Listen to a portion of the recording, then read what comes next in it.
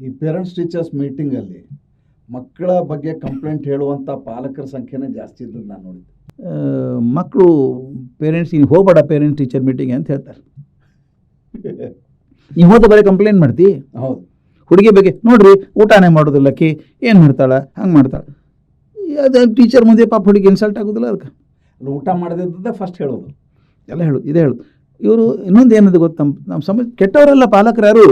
Parent ಬಗ್ಗೆ ನಂಗೆ complaint ಅದು ಯಾಕೆ ಹೇಳ್ತೀನಿ ಅಂದರೆ ಅವ್ರು ಯಾರೂ ಕೆಟ್ಟವರಲ್ಲ, ಮಕ್ಕಳಿಗೆ ಒಳ್ಳೇದಾಗಲಂತ ಹೇಳೋರು. ಅವ್ರು ಕೆಟ್ಟದಿಲ್ಲ. ಅವ್ರ ಚಿಂತೆ ಏನು, ಆತಂಕ ಏನು ಅಂದರೆ ಒಂದು 10 ಮಾರ್ಕ್ಸ್ ಕಮ್ಮಿ ಬಂತಂದ್ರೆ ಮೆಡಿಕಲ್ ಆಗೋದಿಲ್ಲ, 10 ಮಾರ್ಕ್ಸ್ ಇಂಜಿನಿಯರಿಂಗ್ ಸೀಟ್ಸ್ ತಪ್ಪು ಹೋಗ್ತದೆ, ಅದು ಓದಪ್ಪ ಮರ ತಪ್ಪಿಸ್ಕೋಬೇಡ.